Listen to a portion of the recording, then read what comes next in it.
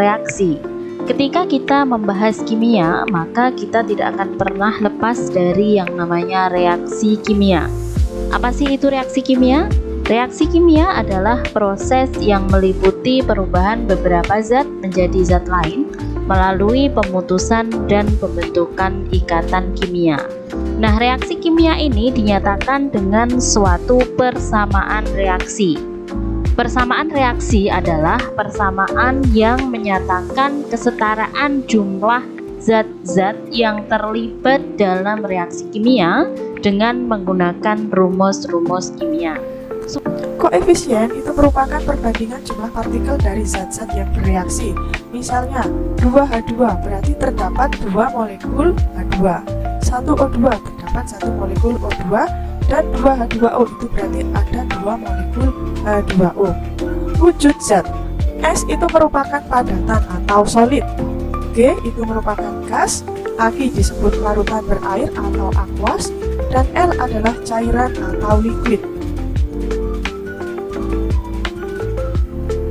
Menyetarakan persamaan reaksi kimia.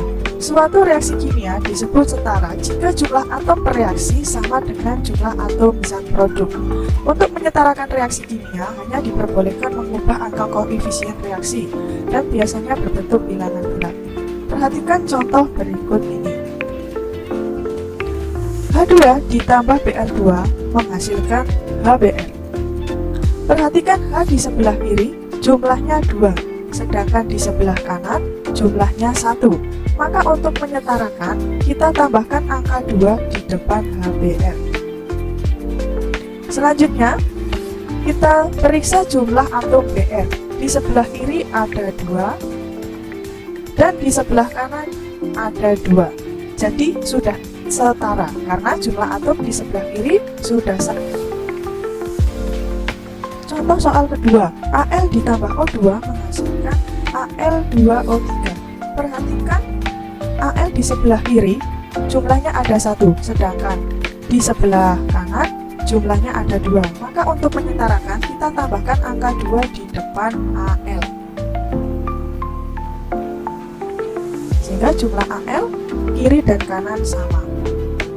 Mari kita periksa untuk jumlah atom O. Di sebelah kiri jumlahnya ada 2, dan di sebelah kanan jumlahnya ada 3. Nah, 2 ini dikalikan koefisien berapa supaya jumlahnya harus sama dengan 3? Hasilnya adalah pecahan 3/2, karena 3/2 dikali 2 hasilnya sama dengan 3, sehingga jumlah O di sebelah kiri sama dengan 3 dan jumlah O di sebelah kanan sama dengan 3. Selanjutnya, koefisien itu biasanya terdiri dari bilangan bulat. Maka untuk mendapatkan hasil bilangan bulat, kita mengalikan semua dengan angka 2 supaya pecahannya hilang.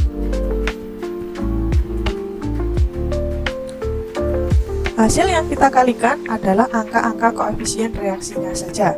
2 dikali 2 sama dengan 4. Lalu 3/2 dikali 2 sama dengan 3, dan 1 dikali 2 hasilnya sama dengan 2. Bisa kita periksa kembali, jumlah Al di sebelah kiri adalah 4, jumlah Al di sebelah kanan 2 kali 2 sama dengan 4. Jumlah O di sebelah kiri 3 kali 2 sama dengan 6, jumlah O di sebelah kanan 2 kali 3 sama dengan 6. Ini berarti reaksi ini sudah setara. Baik, kita masuk pada materi. Nah, yang pertama ada konsep mol. Nah, setiap zat yang ada di alam tersusun atas partikel-partikel bentuk atom, molekul, atau ion. Ukuran dan massa partikel-partikel zat tersebut sangatlah kecil, sehingga kita sebagai manusia kesulitan untuk mengukurnya. Dikarenakan alasan tersebut, dimulailah era pengetahuan tentang konsep mol. Jumlah partikel dalam suatu zat juga sangat banyak, sehingga kita juga sulit untuk menghitungnya. Akan tetapi, para ahli kimia terdahulu berhasil menemukan cara menghitung jumlah partikel, massa zat, dan volume gas. Nah, hubungan kuantitatif antara zat-zat yang terlibat dalam suatu reaksi dapat disebut sebagai stoikiometri. Dalam stoikiometri sendiri, satuan yang digunakan untuk menyatakan jumlah partikel dalam zat dinamakan mol. Nah, mol ini berasal dari bahasa apa sih? Mol ini berasal dari bahasa Latin yaitu zat mol zat yang artinya tumpukan. Nah, jumlah partikel-partikel atom, molekul atau ion dalam satu mol zat akan sama dengan jumlah partikel dalam satu mol zat lainnya. Namun, massa setiap dalam satu mol tidak sama. Mol dapat digunakan sebagai jembatan penghubung antara massa zat dengan jumlah partikel. Yang kedua yaitu jumlah partikel dalam satu mol zat. Atom dan molekul mempunyai massa yang sangat kecil sehingga tidak dapat kita tentukan massanya dengan menggunakan timbangan. Nah, standar yang digunakan untuk menyatakan satu mol adalah jumlah partikel dalam isotop atom C12 bermassa 12 gram. Nah, jumlah partikel atom karbon yang terdapat dalam 12 gram atom C12 merupakan suatu bilangan yang sangat besar dan disebut sebagai tetapan Avogadro. Nah, besarnya tetapan Avogadro dapat kita hitung menggunakan cara di bawah ini. Nah, jadi jumlah partikel atom C12 dalam 12 gram unsur C12 adalah 12 dibagi 1,9932 kali 10 pangkat min 24 gram per atom dihasilkan yaitu 6,2 kali 10 pangkat min 23 atom C12.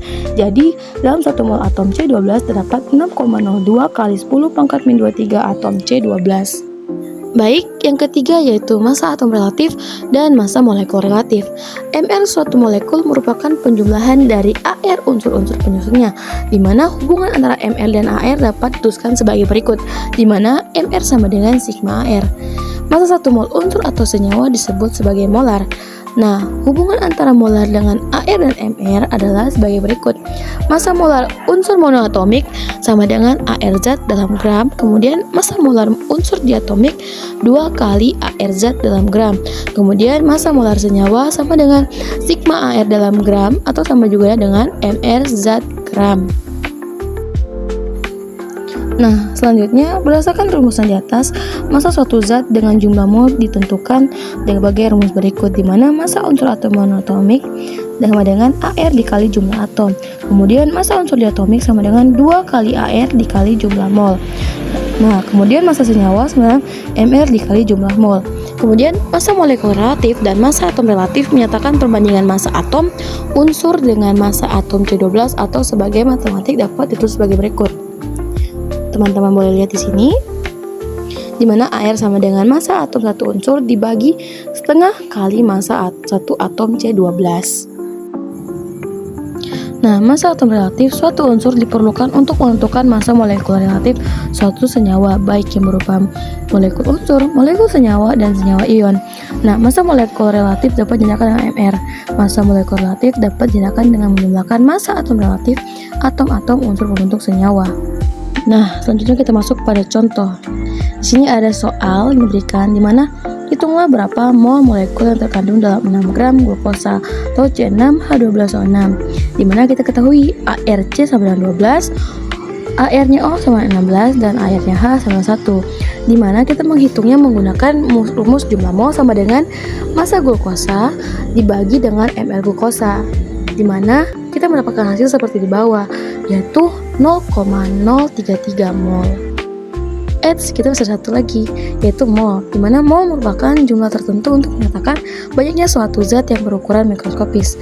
Suatu mol menunjukkan banyaknya partikel yang terkandung dalam suatu zat yang jumlahnya sama dengan jumlah partikel dalam 12 gram atom C12. Memangnya ada berapa sih partikel dalam 12 gram atom C12?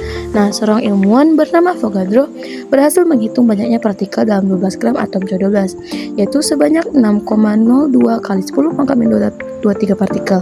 Sungguh besaran yang tidak dapat dijangkau dengan indera manusia. Bilangan tersebut lebih dikenal sebagai bilangan Avogadro. Nah, untuk satu mol zat mengandung 6,02 kali 10 pangkat min 2 partikel. Nah, selanjutnya kita masuk pada contoh soal mengenai mol. Nah, di mana kita diberikan contoh soal seperti bawah ini. Hitunglah massa dari 12,4 kali 10 pangkat min 23 molekul NH3. Diketahui ARN sebesar 14, ARH sebesar 1. Di mana kita dapat menjawabnya menggunakan rumus di bawah ini. Massa sama dengan mol dikali mLNH3, di mana mol tersebut yaitu jumlah molekul yang dapat kita hasilkan atau dapat kita ketahui jumlah massa dari 12,4 kali 10 pangkat min 23 molekul NH3 itu sebesar 34 gram.